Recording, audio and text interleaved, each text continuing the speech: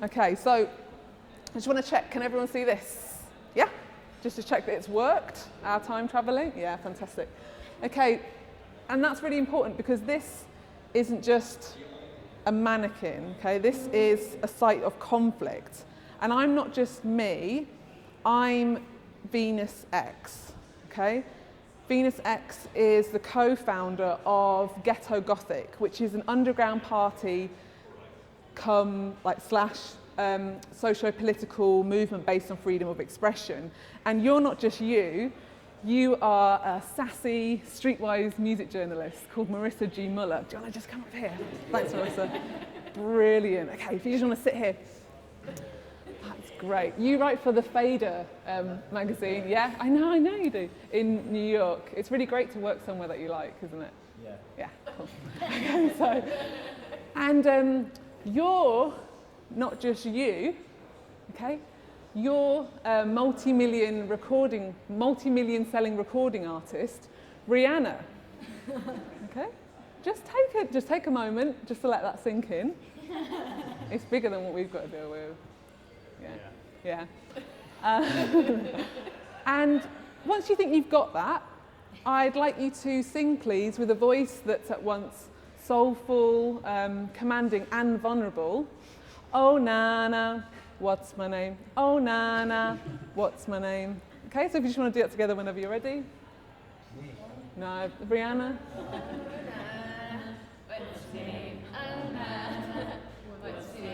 What do you reckon? Really good. Really good, hey? Okay. Really good review. 5 stars? Yeah. Okay. 6 out of 5. Yeah. Okay, wicked. So I think we could safely reply that your name is Brianna, so that's great. So just as a quick recap, okay, site of conflict, Rihanna, Marissa G. Muller, music journalist, Venus X, co-founder of Ghetto Gothic, which is this series of like underground parties / social political movement.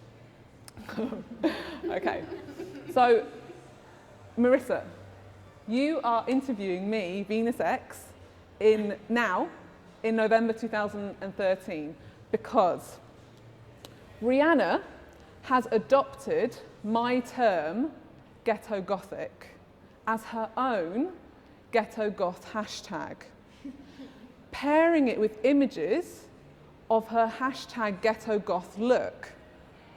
Band t-shirt, nose piercing, black nail varnish, black lipstick, like studded choker, okay? Without crediting its Ghetto Gothic origins. Okay, so that's the situation. So Marissa, here's your questions. Just the orange bits. Thanks very much. Wicked. Okay, so just blow us away, I guess. Okay. Question 1, please. Venus X. Yeah. How would you define Ghetto Gothic? Did everyone hear that? Can you say it again? Yeah. Venus X, how would you define Ghetto Gothic? Amazing. Great question, Marissa. Ghetto Gothic is a lifestyle influenced by everything I saw growing up. So from like Missy Elliott to Aaliyah, Kurt Cobain and Vivienne Westwood, it's a combination of what people consider to be very white and very black, not because it's fashion forward, but because that's the life we're living. When I came up with the name, I was dressed as if I was going to an anarchist house party, but I'm Latina, and I was walking through Uptown, which is where I'm from, which is the ghetto, and there I'm the goth. Okay. How do you feel about street style's rise in mainstream fashion? I think it's great that fashion is like getting more in tune with the urban, practical, people of colour aesthetic. But I think it sucks that there's no space for the people who come up with it to be involved. I think it's kind of like, I kind of feel that Rihanna has no right to use the hashtag she doesn't come to the parties and she has no political reference point, yeah? Ghetto Gothic is incredibly political. Why do you think Rihanna is using the term? Yeah, like Rihanna's stylist has been coming to our parties for a long time, and you know, Rihanna's an Instagram freak. She has to post new posts like all the time, every day and everything. And so she runs out of ideas. Like, it would be great to work with Rihanna. Like, it would be totally fantastic if she wanted to come down and she was saying to everyone like, oh, I'm gonna premiere my Get a Goth video at Get a Gothic tonight. But, you know, she's too much of a bitch to do that. I saw her the other day at an Alexander Wang show, and she gave me the nastiest attitude. I was like, since you want to hashtag about it so much, Rihanna, why don't you come to, you know, one of the nights? You'll never guess what she said. She said, I'll think about it. Okay? I just want to hear that back. Just, let's hear it back. I'll think about it. Yeah, but nastier than that. Try again, just try again. I'll think about it. Yeah, and as she said it, she rolled her eyes. So just do that for me, just do that for me. I'll think about it. Exactly, just like that. Ouch. If Rihanna gave you a shout out to get, if Rihanna gave a shout out to Get a Gothic, would you feel differently? Yeah, of course. But I mean, all she does is she just like posts inflammatory like photos and comments and stuff. And if I dare to say anything, her fans just call me these crazy names. They say I'm trying to get shine off of Rihanna. And it's just like Rihanna is a parasite, okay? That's all pop stars are these days. They don't participate in culture other than creating these like vapid religious experiences for people. And at the end of the day, like, I think if Rihanna is like using the term without referencing the culture, that's no different from any other type of appropriation that's happening in like the music industry or fashion or art. She doesn't seem to understand that it's not just about clothes, it's like my life, okay? So my brother runs the door, my sister like works like doing the guest list, my girlfriend DJs, my best friend bartends, my close friend like does other things as well that I can't like think about right now. And and you know, I'm 27, like I'm not just gonna just turn around one day and be like, oh, I'm not gonna do this anymore. I'm ghetto goth until I die. And really, you know, at the end of the day, Rihanna doesn't know what the fuck is going on in the world. And she doesn't care. She calls her fans her navy, even though the US government is like killing people overseas every day. And these are innocent people as well. So I say to Rihanna, like, you know, just have a think about the issues. Use all your power and your money for good. What now? Another hashtag? Great. That's not going to change the world. Thanks for unisex. Thanks, Marissa. Yeah. So I'm just going to get something out of the cupboard. Can you hold the fort for a minute?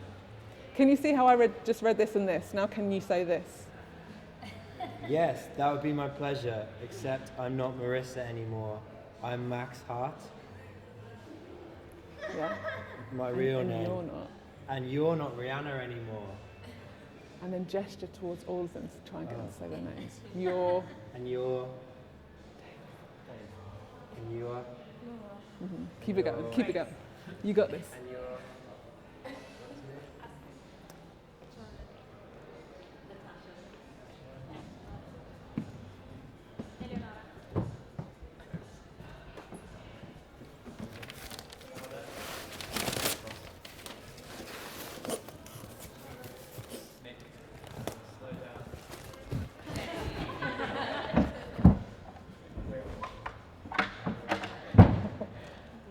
Hey, everyone's in a sharing mood, which is great for what we've got coming up next. So you just want to follow me.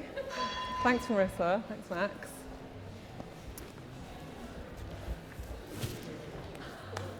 Okay.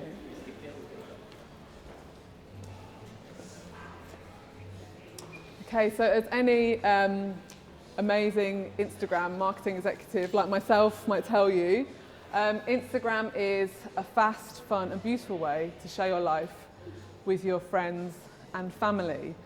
Your life of selfies, the business, shoes, light, BMX, trees, fear, fuck, life's too short, tonight love, Adidas, it's a shame, power, water, global women's strike, like news coverage, cute things, simple life, cats, labyrinth, books, Borges, hashtags. It'll be a great day when. Hello, boys. Okay. So, if you don't share your life, you haven't got a life. And that means that all the things that you think you've done haven't actually happened. Okay. Because like sometimes we have to think a little bit more, not about the people we're actually with, but the people who are online, who we know virtually, okay? It's kind of like when you're doing a performative tour, because it's really great that all these people have actually come down here and you know, they look fantastic in the background and stuff, but you always need to think about sharing that online, don't you? With the people who couldn't be asked to come down, but who are going to watch it in bed on their laptops. Yeah, cool. So we believe that it's really important to translate bodily lived experience into data. And I'm going to show you today how we do that, okay, using some Instaclay. This is something we use a lot on away days. So what I'm going to give everyone a piece of this Instaclay, and I want you to just hold it in your hand like that, okay? So we'll start passing that around. Maybe people on this side, you might want to come and get some. Fantastic, there you go. Brilliant, thanks, Debbie. Oh, there you go. Ooh. Wet. Oh, there you go. Yeah, there's one each, definitely. Oh, there you go. Thanks. Any more? Oh, there you go. Cool, no worries. Okay, anyone else? You okay? Brilliant. Okay. So, what you're going to do is you're just going to hold in your hand like that. And I want you to think of one thing you'd like to share with everyone else. Okay? And this one thing, try to make it quite physical. Okay? So maybe you're hungry, you're tired, just something you're feeling right now. You need to pee, you're wearing new shoes and they're pinching. Okay, just anything like that. Just have a think.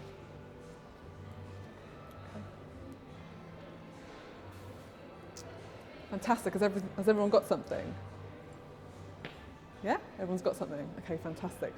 What I want you to do is I want you to hold that thought in your mind, and from now on we're going to call this thought your share. Okay? Can I just check that everyone's got something? Yeah? Everyone's got something. Fantastic. So hold it in your mind. People have got their eyes closed, which is really nice. Okay, I want you to hold it in your mind. And I want you to move your share down past your mouth. Down through your neck, into your shoulder, down through your elbow, into your wrist, and finally into your hand. Okay? And then what I want you to do is, not yet, I want you to use your hand to squeeze. I'm just going to simulate what it's going to be like. You're going to squeeze your share into the Instaclay. Okay? Squeeze your share into the Instaclay. So let's do that now. Can everyone squeeze their share into the Instaclay? Fantastic. Has everyone got that? What I want you to do now, don't unclench your hands, okay? I need everyone to just pop their hands. We're going to earth our shares, okay? So you're all just going to pop them on the ground like that. That's it. That's good. And however you're doing it, I want you to just hold it there. Okay?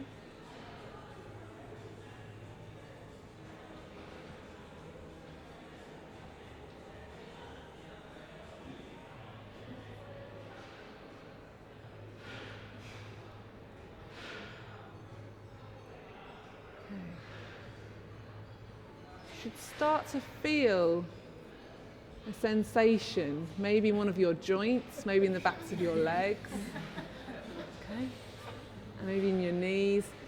And that's because, I didn't want to tell you before, I didn't want to ruin it, but it's actually because this is a two-way exchange. What you're doing is you're pouring your physicality into your share and turning your share into flesh. And in exchange, the Instaclay in your share is turning you into data. Okay? So you're losing your materiality to your share. So the feeling you've got right now, that's the feeling of being on the threshold between flesh and data. So just enjoy that while that lasts, because that's the last time you're going to feel this way. Okay. Now when we're ready, I'd like you to unclench your hand and just plop your physical share onto the floor. Okay, now very nice and slowly, let's all stand up. Fantastic. Okay, be really careful not to step back and squash anyone else's share there. I can see some people are in need of Insta wipes. We've got those. I'll get them out in a minute. But just while we're in the moment, what I want us to do is to just survey the scene. Let's see what happened, or what's happened.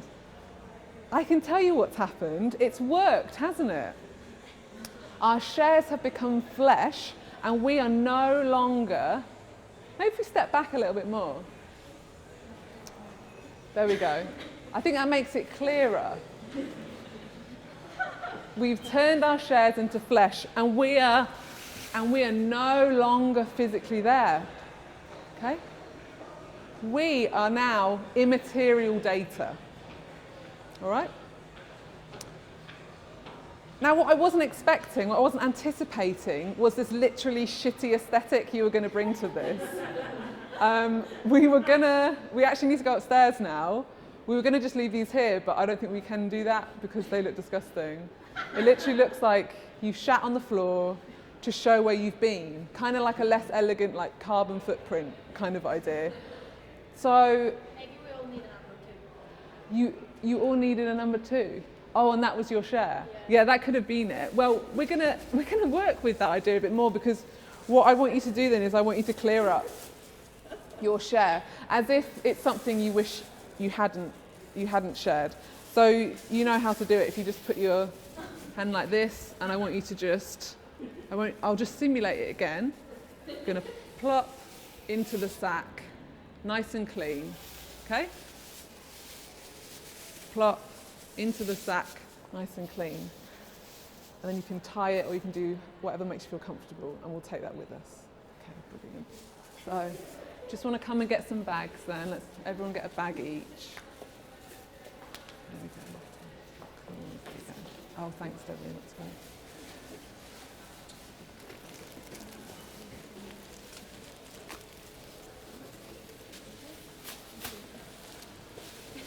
Brilliant. Okay. If anyone needs a wipe, they're here as well, if you want to get a wipe. And there's a bag for them as well. Okay, this is the bag for the wipe. Whatever you do, don't put the wipe in the same bag as the share. That's totally disrespectful. Is that the shower? No, this is just for the wipes. Okay. So we're holding. Hold on to your shares. We're going to need those in a second.